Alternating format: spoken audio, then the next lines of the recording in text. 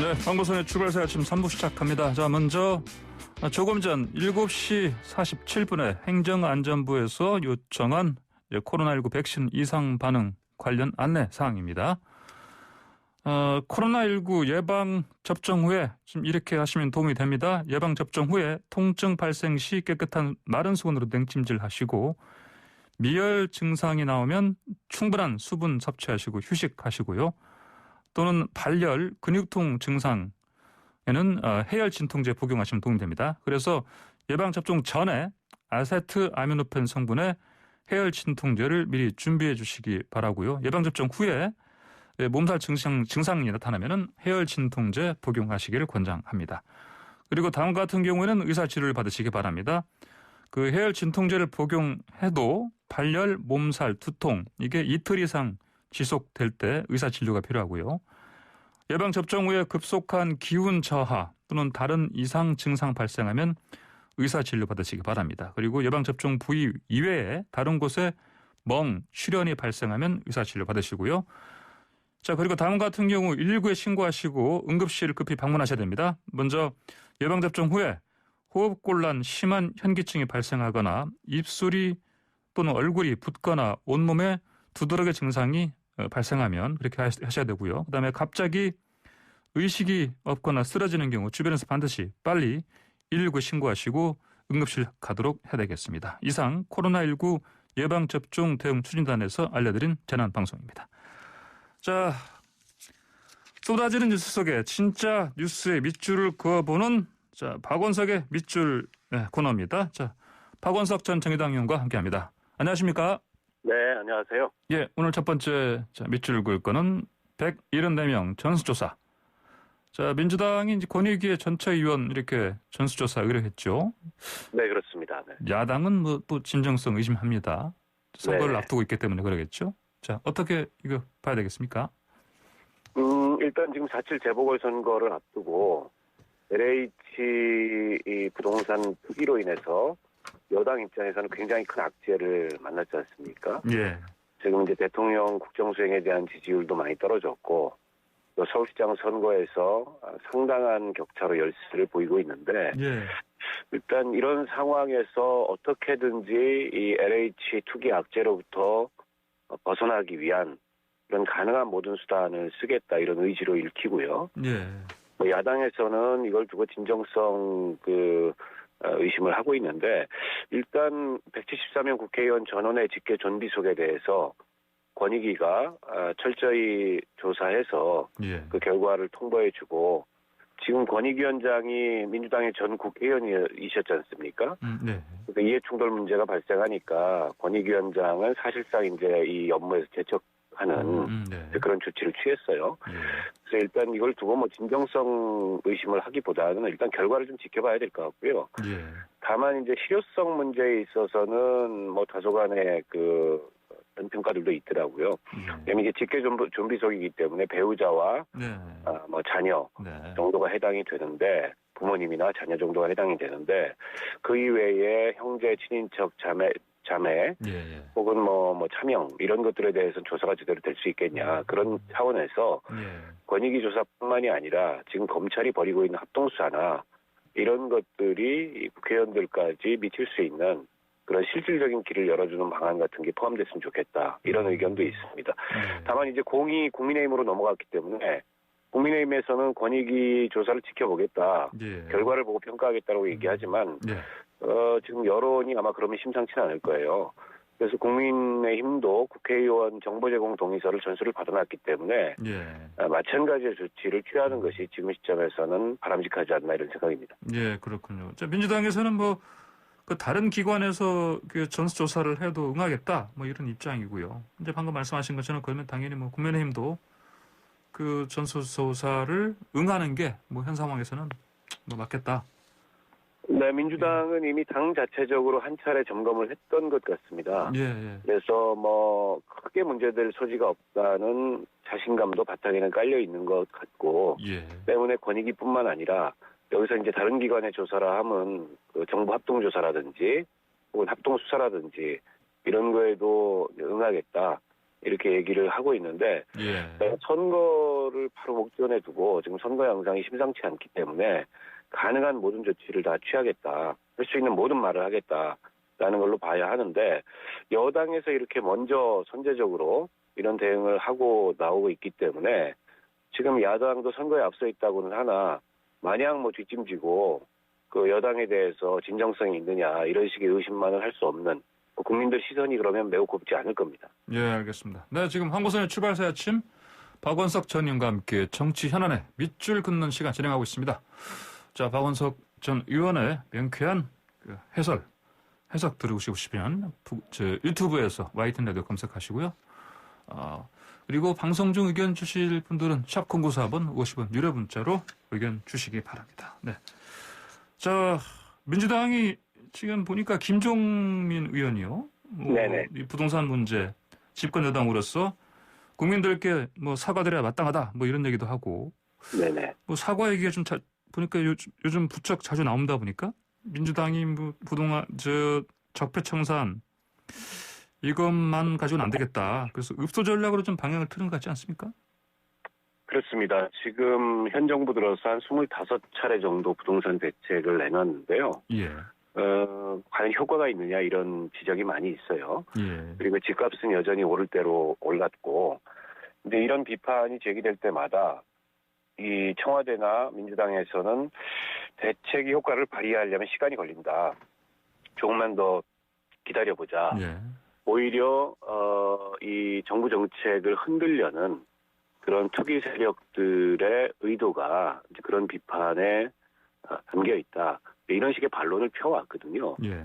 근데 정작 투기는 어떻게 보면 바로 정권의 그 등잔 밑에 어둡다고 이 정권 아래에 있는 그런 공공기관의 종사자들로부터 발생이 됐고, LH뿐만 아니라 뭐 공무원이라든지 정치인이라든지 이런 연루 가능성도 지금 광범위하게 확대가 되고 있고, 그로 인해서 민심이 매우 악화됐는데 또 이렇게 악화된 민심을 수습하기보다는 여러 가지 좀 부적절한 그 선거 국면에서의 발언들이나 이런 것들이 있었습니다. 예를 들어서 임종석 전 청와대 비서실장이 부동산 문제는 아니지만 예. 박원순 전 시장이 그렇게 나쁜 사람이냐, 그렇게 몹쓸 사람이냐, 뭐 이런 식의, 사실은 박원순 시장을 이 선거에서 호명하면 안 되거든요. 여당 입장에서는. 예. 그럴수록 선거에도 도움이 안 되고 오히려 그 성폭력에 대한 이런 유권자들의 기억을 환기시키고 특히 이제 젊은 유권자들의 반발을 부르는데 그런 얘기라든지, 최근에는 윤호중 의원이 오세훈 후보를 지칭해서 쓰레기는 치워야 된다. 예. 뭐 이런 등등의 막말이 나오면서 여당이 거대 의석을 배경으로, 그리고 서울시에서도 압도적인 이 서울시정의 권력을 배경으로 너무 오만한 거 아니냐. 예. 이런 유권자들의 비판이 굉장히 커지고 있어요. 그런 점을 의식해서 가장 지금 민감한 선거 이슈가 돼 있는 이 부동산 정책부터 여당의 정책 방향에 대해서 좀 반성적인 평가들이 나오고 있는데, 제가 보기엔 좀 늦지 않았나. 진작 좀 그런 비판의 목소리들을 귀 기울이고, 그리고 언행의 어떤 신중함이나 또 정책 선택에 있어서의 신중함 이런 것들이 필요했는데, 이미 이제 그 유권자들의 비판, 서울 시민들의 비판이나 그 외면이 커질 대로 커졌는데, 예. 지금 이제 그런 반성들이 좀 늦게 나오는 게 좀 아쉽습니다. 그 임종석 전 실장 같은 경우는 사실 보니까 뭐 그 대선을 바라보고 이런 발언을 내놓지 않나 이런 뭐 분석도 사실 나오고 있고요. 근데 대선을 바라본다는 거는 네. 자기 정치 차원에서 그렇게 했다는 건데, 예, 그렇죠. 그로 인해서 지금 서울시장 선거에 굉장히 큰 악재가 됐고, 네네. 특히 20대 여성이라고 하는 과거의 문재인 정부의 굉장한 지지 기반이었던 네. 그 20, 30대 젊은 여성들의 표심이 완전히 돌아섰거든요. 예. 그러면 자기 정치를 위해서 지금 이 서울시장 선거라는 큰 선거에서 당이 혹은 박영선 후보가 희생해도 된다. 예. 라는 식의 판단을 했다는 건데, 그거는 이른바 이제 원팀 정신에 어긋나는 거죠. 예. 자, 이왕 그 얘기 나왔으니까 뭐 최근에 그 손병관 기자가 뭐 비극의 탄생이라는 책을 썼어요, 보니까요. 네네. 이건 원래 이 제목은 그 니체 책 아니었습니까? 유명한 책. 그렇습니다. 네. 그래서 분가했더니 또 이것도 역시 박원순 전 시장 얘기해 보니까. 근데 그 책을 제가 아직 읽어보지는 않았습니다만, 예. 어떻게 보면 좀 그 책 또한 그 한편의 시각에서 예. 그 사건을 들여다보고 그걸 이제 책으로 쓴 것 같은데 네네. 그래서 그다지 그렇게 균형 감각이 있는 책이라고 좀 생각이 안 들고요. 예. 또 이게 선거 국면에서 그런 책을 이렇게 내놓는다는 게 네. 물론 이제 기자 본인은 어떤 저널리스트로서 이 사건에 대해 여러 논란이 있으니 끝까지 추적해서 진실을 추구하겠다 이런 목적이 있었는지는 모르겠지만 상업적 그 목적이 있는 거 아니냐 네. 이런 시각도 일부에서는 있는 것 같습니다. 예, 알겠습니다. 자, 부동산 정책 관련해서 그 홍익표 민주당 정책위의장이요. 그 주택 구입자들이지 않습니까? 네. 뭐 LTV, 그 담보 인정 비율이죠. 그다음에 DTI 이거 같은 그 대출 그 규제 이걸 좀 완화하겠다 이런 얘기를 했습니다. 이 시점에 지금도 예. 장기 무주택자나 네네. 생애 최초 주택 구입자에 대해서는 10% 대출을 더 받을 수 있는 네. 그런 제도가 운영이 되고 있는데 예. 이걸 조금 더 완화하겠다는 거죠. 아무래도 이게 이제 그 부동산 시장에서 대출을 옥죄다 보니까 이게 뭐 갭 투자라든지 다주택자라든지 이런 사람들에 대한 규제로서는 의미가 있는데 예. 정말 실수요자 집 한 채를 구매해서 실거주하고 싶은 그런 특히 이제 젊은 층의 실수요자들한테는 굉장히 불리한 대출 제도가 지금 마련이 만들어진 거거든요. 예, 예. 근데 이제 규제를 필요하면 하는데 그 규제가 정말 필요한 사람에게조차 발목을 잡는 그런 규제가 된다면 그건 그 자체로서 좀 불합리함이 있기 때문에 어느 정도 주택시장이 안정화된다는 전망하에 이런 그 장기물주택자라든지 생애 최초 주택 구입자라든지 이런 사람들에 대해서는 조금 추가적인 대출의 여지를 주겠다라는 얘기를 한 것 같은데 이게 아직 확정된 것 같지는 않아요. 예. 당정청 협의를 통해서 확정된 정책은 아니고 예. 아마 민주당의 생각인 것 같고요. 현재로서는. 네. 그리고 이제 선거를 앞두고서 워낙 지금 부동산 민심이 나쁘기 때문에 일종의 이제 선거 앞둔 유권자들을 향한 득표 전략 차원에서 이런 걸 검토하고 있는 게 아닌가 싶습니다. 예, 예, 알겠습니다. 그 말씀하시니까 또 이 4차 재난지원금 처음 얘기 나왔을 때도 사실은 또 야당에서는 그렇게 또 사실 비판했습니다. 이 뭐 선거 네네. 앞두고 이게 뭐냐 그래서. 근데 이제 어제 대통령이 청와대에서 그 국무회의 주재했는데 네. 그 4차 재난지원금 신속한 지급 주문했고 뭐 또 추경 이게 포용적 회복에 도움된다 이런 얘기를 했습니다. 일단 4차 재난지원금은 지급이 시작됐고요. 예. 지금 벌써 이제 4차까지 재난지원금이 오다 보니까 예. 그 사이에 어느 정도 행정적인 노하우가 축적이 돼서 예. 제가 들은 얘기로는 지급 속도 굉장히 빠른 걸로 알고 있습니다. 예. 오전에 신청하면 오후에 나오는 정도로. 예. 다만 이번 이제 4차 재난지원금조차도 그 코로나19 기간에 영업 손실을 봤던 이 중소상인들을 대상으로 주로 지급이 되고 있고 또 장기간 일을 못했던 그런 비정규직 노동자들을 상대로 지급이 되고 있는데 예. 실질적인 코로나19로 인한 피해에 비해서는 충분한 정도의 보상이라고 보기는 어렵죠. 예.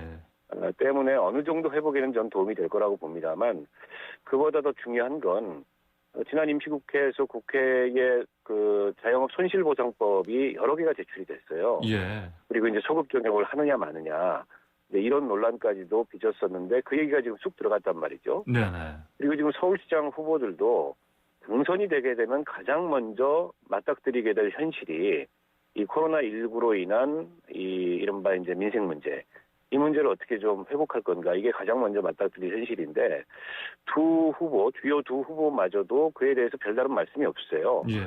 그래서 4차 재난지원금의 신속한 지급도 중요하지만 지난 어떤 이 국가의 실책에 따라서 커다란 손실을 본 그로 인해서 지금 굉장히 흔들리고 있는 그런 중소자영업자들의 손실을 어떻게 보상할 거냐 국가가 이 문제에 대해서 빨리 국회가 이 대안을 마련하고 제도화하는 게 더 중요하지 않을까 싶습니다. 알겠습니다. 좀 마지막으로요. 시간이 좀 얼마 안 남아서 짧게 어제 그 TV 토론 있지 않습니까? 서울 그 시장 후보들이요.